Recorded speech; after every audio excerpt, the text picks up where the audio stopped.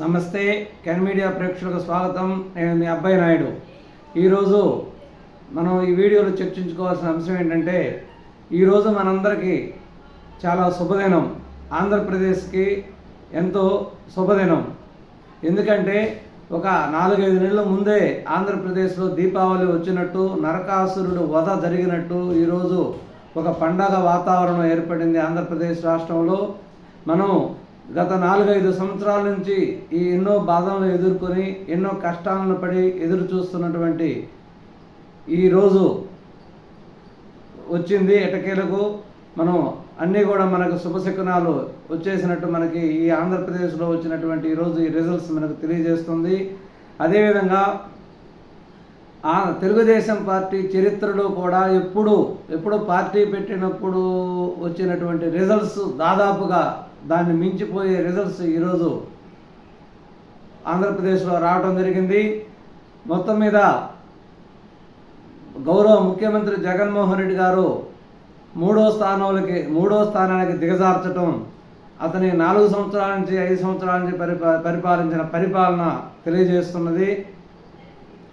ఏదైనా అంతే, చేతిలో నాకు కదా బలం ఉంది, నన్ను గెలిపించారు ఆంధ్రప్రదేశ్లో అని వెర్రవీగి ఎలా అంటే అలా పరిపాలన చేసి, ఎదుటివాడి బాధలను అర్థం చేసుకోకుండా నాకు ఎదురు లేదు, నేనే ఇక్కడ కింగ్ని అని ప్రవర్తిస్తే రిజల్ట్స్ ఇలానే ఉంటాయి. ఎవరికైనా అంతే, ప్రజాస్వామ్యబద్ధంగా న్యాయంగా పరిపాలించినంత కాలం ఎక్కువ రోజులు రాజకీయ నాయకులుగా మనగలుగుతారు. అంతేగాని ప్రజాస్వామ్యానికి విరుద్ధంగా ఒకసారి నీకు ఓటేసినంత మాత్రాన అది శాశ్వతం అనుకొని ప్రజల్ని, నీకు ఓటేసిన ప్రజలందరినీ కూడా ఏడిపిస్తూ, వాళ్ళని హరాస్ చేస్తూ, వాళ్ళని ఇబ్బంది పెడుతూ, వాళ్ళ ఆస్తులను దోచుకుంటూ, రాష్ట్రాన్ని అప్పులు పాలు చేసి ఆ భారాన్ని వాళ్ళ మీద నెడుతూ పరిపాలన చేస్తుంటే పరిస్థితి ఇలానే ఉంటుంది.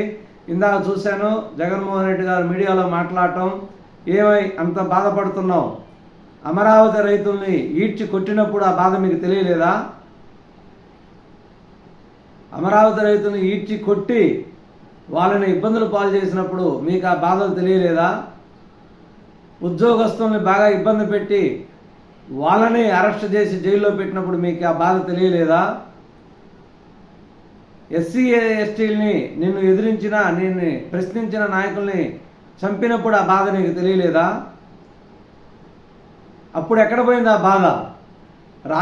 మన ఆంధ్రప్రదేశ్ రాష్ట్రానికి శాశ్వతంగా నువ్వే రాజుని ఫీల్ అయ్యి నీ ఇష్టం వచ్చినట్టు ప్రవర్తించి అడ్డదిడ్డాలుగా చేస్తే చివరికి నీకు వచ్చిన ఫలితం ఇలానే ఉంటుంది.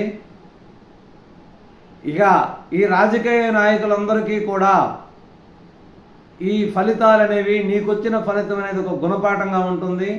అంటే ఒకసారి గెలిచినంత మాత్రాన మితిమీరిపోయి హద్దు ఆపు లేకుండా, కళ్ళు మీద తెలియకుండా ఎలా అంటే అలా పరిపాలించి ప్రజలను పట్టించుకోకుండా కనపడిన ఆస్తులను దోచుకుంటూ, వనరులను దోచుకుంటూ చేస్తూ ఉంటే ఇలానే ఉంటుంది. అంటే నువ్వు అలా చేస్తున్నప్పుడు నీ కింద ఉన్నటువంటి ఎమ్మెల్యే మంత్రులు కూడా నిన్ను ఆయన చేయంగా మాకు ఇబ్బంది ఏందని వాళ్ళు కూడా జిల్లాలని వాళ్ళు అమ్ముకుంటూ పోతూ ఉన్నారు.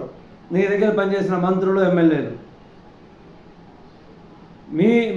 దాదాపు ఈరోజు ఈ రిజల్ట్స్తో మీ ప్రభుత్వం మీద మీ మీద ఉన్నటువంటి కసి జనాలలో ఓట్ల రూపంలో కనిపించింది. నన్ను పథకాలు గెలిపిస్తాయి, పథకాలే మమ్మల్ని గెలిపిస్తాయి, నేను అందరికీ పథకాలు ఇస్తున్నానంటే పథకాలు నీ జేబులో ఇవ్వలేదు, ప్రభుత్వ సొమ్ము ఇచ్చావు.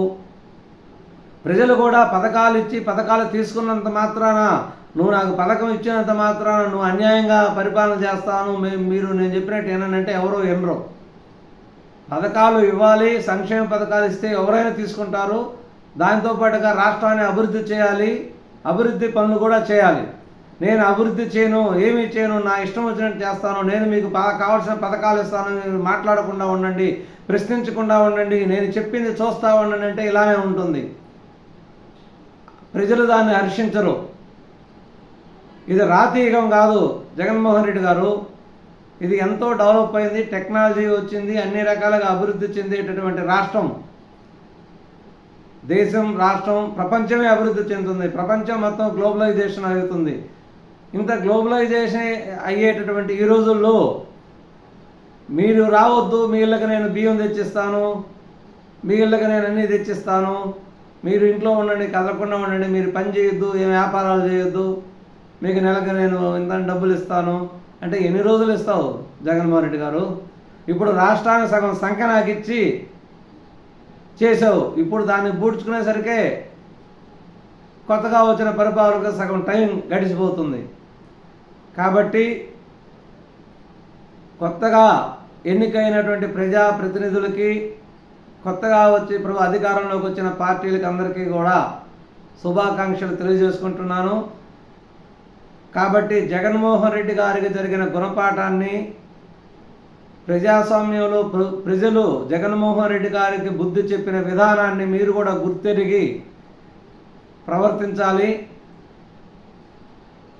అలా ప్రవర్తించడం మా ఇష్టం అంటే కూడా మళ్ళీ మీకు కూడా ఇదే పరిస్థితి వస్తుంది. కాబట్టి మాకు వచ్చిన ఈ విజయాన్ని, మీకు వచ్చిన విజయాన్ని చూసి పొంగిపోకుండా మీరు ప్రజాస్వామ్యబద్ధంగా, ప్రజాస్వామ్యంలో ప్రజలకు ఇచ్చేటటువంటి విలువలను ఇస్తూ, అన్ని రకాల వర్గాల, కులాల, మతాల నాయకుల్ని గౌరవిస్తూ, ప్రజల యొక్క సెంటిమెంట్ను గౌరవిస్తూ పరిపాలన చేసినంత కాలం కూడా గౌరవప్రదంగా ప్రజల్లో ఉంటారు. ఎప్పుడైనా ఎక్కువ రోజులు రాజకీయంగా కూడా మనగలుగుతారని విన్నవించుకుంటున్నాను. ముఖ్యంగా ఈ ఎలక్షన్ పోలింగ్ జరిగిన రోజు నుంచి ఈ కౌంటింగ్ వరకు ప్రజలు ఎంతో ఆతృతగా, ఎంతో ఉత్సాహంగా, టెన్షన్ పడుతూ ఎదురు చూస్తున్నటువంటి రిజల్ట్స్ ఈరోజు రావడం జరిగింది. ఇంతకుముందు వీడియోలో నేను కూడా అన్ని రకాల సర్వేలను బేరీజ్ వేసుకుని విశ్లేషించి దాదాపు 130 నుంచి 145 సీట్ల వరకు రావడం జరుగుతుందని చెప్పాను. ఓటింగ్ శాతం 8 నుంచి 12% తేడా ఉంటుంది వైసీపీకి, తెలుగుదేశం పార్టీకి అని చెప్పడం జరిగింది, ఎన్డీఏ కూటమికి. సరే, అది రేపు ఆ లెక్కల మొత్తం చూసిన తర్వాత ఎంతైనా వస్తుంది. కానీ సీట్లు మాత్రం ఎవరు ఊహించిన విధంగా 165 రావటం జరిగింది. ఒక కేకే సర్వే అనే అతను మాత్రమే ఈ రిజల్ట్స్ని ఎక్స్పెక్ట్ చేసి కరెక్ట్ ఇంచుమించు దాదాపు 98% వంతున ఇంచుమించే ఫిగర్ ఇవ్వడం జరిగింది. నిజంగా తనకు ధన్యవాదాలు. కేకే సర్వేని కరెక్ట్గా ఇచ్చి మీ యొక్క ఉద్దేశాన్ని ప్రజలకు చెప్పినందుకు మీకు ధన్యవాదాలు. ఎందుకంటే ఇంత నిక్కచ్చిగా మీరు దాదాపు గ్రౌండ్ లెవెల్లో బాగా కష్టపడి ప్రజల యొక్క మూడును అంచనా వేసి ఎగ్జాక్ట్గా ఇంచుమించుగా అన్ని సర్వేల కంటే కూడా ద బెస్ట్ సర్వే మీదే అని చెప్పుకోవచ్చు. మీకు మరొకసారి కృతజ్ఞతలు తెలియజేస్తున్నాను కెన్ మీడియా తరఫున. కాబట్టి ఈ వచ్చినటువంటి ఈ యొక్క విజయాన్ని అందరూ కూడా, ప్రజలందరూ ఈరోజు సెలబ్రేట్ చేసుకుంటున్నారు. ఇది ఈరోజుగా ఒక పండుగ మాదిరిగా ప్రజలు జరుపుకుంటున్నారు. తర్వాత ఇక రేపు తర్వాత జరిగే పరిణామాలన్నింటినీ కూడా మనం చూడవచ్చు.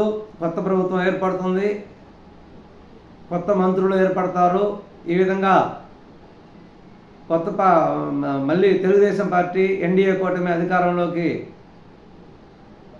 ఒక 4-5 రోజుల్లోపు ప్రమాణ స్వీకారం చేసి అధికారాన్ని చేపట్టబోతుంది. వాళ్ళందరికీ కూడా మరొకసారి కృతజ్ఞతలు తెలియజేస్తున్నాను.